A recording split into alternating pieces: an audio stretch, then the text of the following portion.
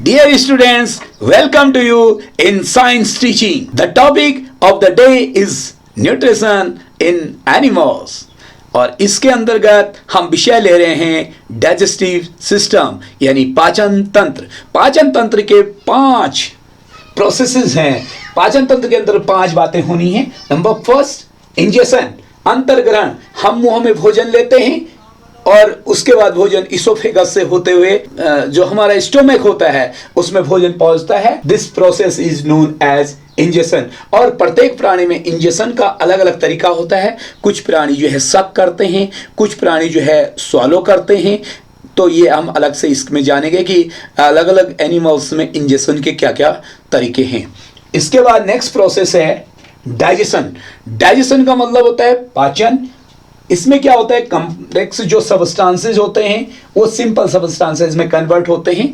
क्या करके एक केमिकल सबस्टांस मिलता है इनमें, दैट इज एंजाइम। एंजाइम उसको ब्रेक डाउन करते हैं। जैसे कार्बोहाइड्रेट्स को ब्रेक डाउन करते हैं इनटू ग्लूकोज, प्रोटीन्स को ब्रेक डाउन करते हैं into amino acids and fat को ब्रेक डाउन करते हैं into fat acids and glycerol. तो this is the process of digestion.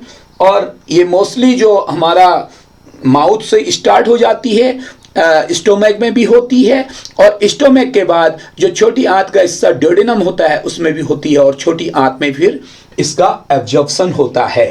तो next process is absorption. Absorption small intestine में होता है। इसमें जो विल्ली होती हैं, उंगलियों जैसे, ऐसे उंगलियों जैसे परवर्ध होते हैं, और वो क्या करते हैं कि कर्माकुंचन की क्रिया होती है, अवशोषण की क्रिया होती है, और उसके द्वारा एब्जॉर्प्शन कर लेते हैं। और द नेक्स्ट इज एसिमिलेशन। देखिए ये सब कुछ हमने क्यों किया, छोटे पदार्थों में, सरल पदार्थों में तोड़ा, अब हमको उसको आत्मसात करना है। तो आत्मसात कैसे किया जाता है, ग्लूकोज है। ग्लूकोज जो है सेल्स के अंदर पहुंच करके वहां ग्लूकोज से क्या मिलती है, एनर्जी मिलती है। अमीनो एसिड्स हैं, ये आरएनए और डीएनए का निर्माण करते हैं, और आरएनए डीएनए से हमारी नई सेल्स बनेंगी। और इसके बाद जो फैट एसिड्स एंड ग्लिसरॉल होते हैं, ये हमारी बॉडी के निर्माण में, हमारे टेम्परेचर को मेंटेन करने में योगदान देंगे। और इसके अलावा जो विटामिन्स एंड मिनरल्स होते हैं उनका भी एब्जॉर्प्शन होगा, और वो जो है हमारे प्रोटेक्टिव सिस्टम को मजबूत बनाएंगे, साउंड बनाएंगे, हमारा सारे सिस्टम को मजबूत बनाएंगे, हमारा न्यूरो सिस्टम को मजबूत बनाएंगे। और इजेशन में हमारा अंतिम प्रोसेस का, इसका डाइजेस्टिव सिस्टम का लास्ट प्रोसेस है, दैट इज इजेशन। और इजेशन में जो अपशिष्ट पदार्थ है, जो हमारे बच गया है, रिमेनिंग जो हिस्सा है, उसको हम आउट करते हैं, दैट इज द इजेशन। इसी को हम एक चार्ट के द्वारा भी समझेंगे, आगे देखें। प्रत्येक प्राणी को फूड की आवश्यकता होती है।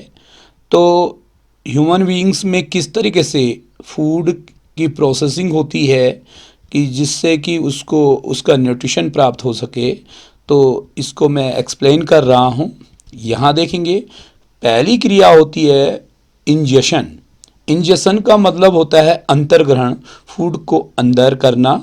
यहाँ पर ये माउथ होता है, माउथ के रास्ते हम लोग भोजन को मुंह में अंदर करते हैं, और ये यहाँ पर होती है बकल कैविटी, ये गुहा होती है, मुख गुहा, इसमें भोजन जाता है।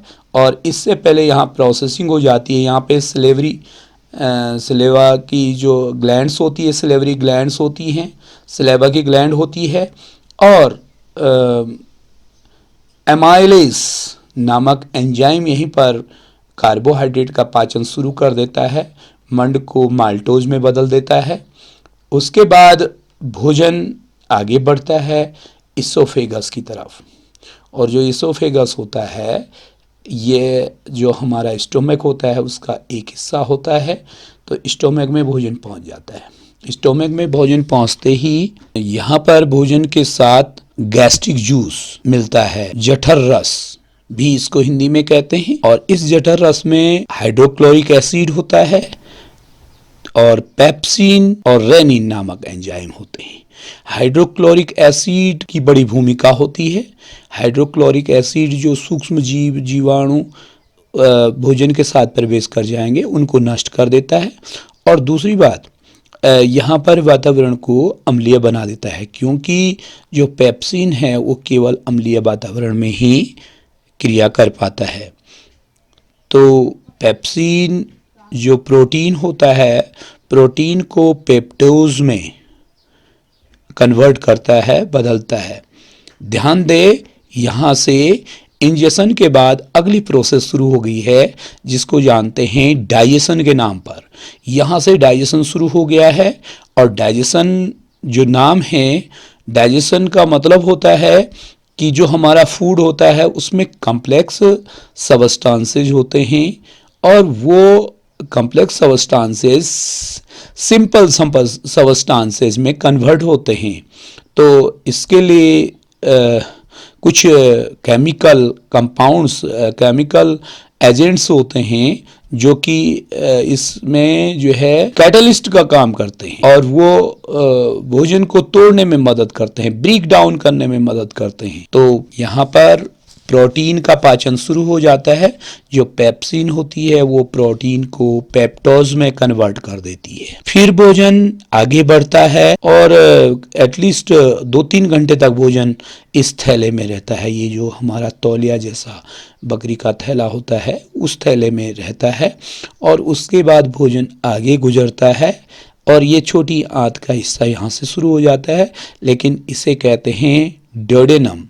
ये ग्रहणी है, ड्यूडेनम है, और ड्यूडेनम में के नज़दीक यहाँ पर लीवर होता है, और लीवर में यहाँ पर उस पर जो है पित्त की थैली या गॉल ब्लैडर होती है। लीवर पित्त का निर्माण करता है, और जो गॉल ब्लैडर होता है उसमें पित्त को संग्रहित करता है, और उसके बाद ये जो पित्त नली होती है, ये डक्ट जो होती है, इस डक्ट के थ्रू जो यहाँ पर सी आकार की ड्यूडेनम होती है उसमें जो है बाइल जूस, पित्त रस का सेक्रेशन करता है, और पित्त रस मदद करता है फैट यानी जो वसा होती है उसके पाचन में मदद करता है। वो क्या करता है, वसा को पायसीकृत कर देता है, इमल्सिफाई कर देता है, इमल्स बना देता है, उसका घोल बना देता है वसा का, फैट का, चिकनाई का। और इधर पैंक्रियाज होता है, और ये पैंक्रियाज भी यहीं पर ड्यूडेनम में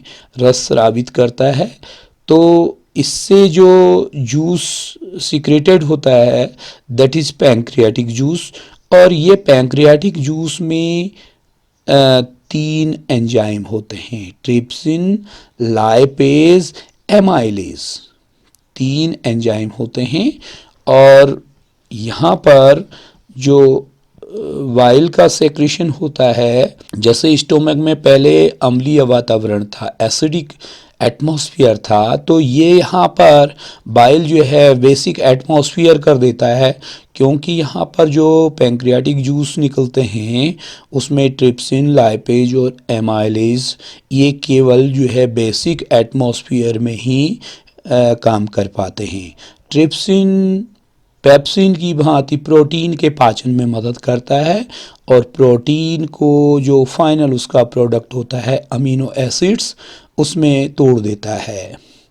लाइपेज वसा पर, फैट पर काम करता है, और फैट को फैट एसिड्स यानी वसा अम्ल और ग्लिसरॉल में कन्वर्ट कर देता है।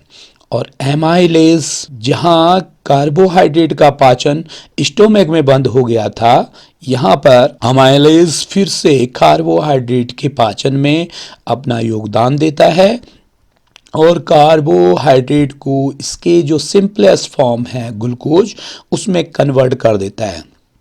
इसके बाद 7-8 मीटर लंबी ये छोटी सी पतली सी जो आंत होती है, इस तरीके से जो कुंडली बना करके रहती है, कॉइल्ड आंत होती है, इसको स्मॉल इंटेस्टाइन के नाम से कहते हैं, जानते हैं।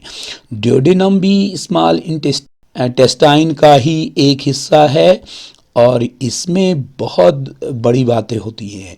इसके अंदर उंगली जैसी संरचनाएं होती हैं जिन्हें विल्ली के नाम से जाना जाता है।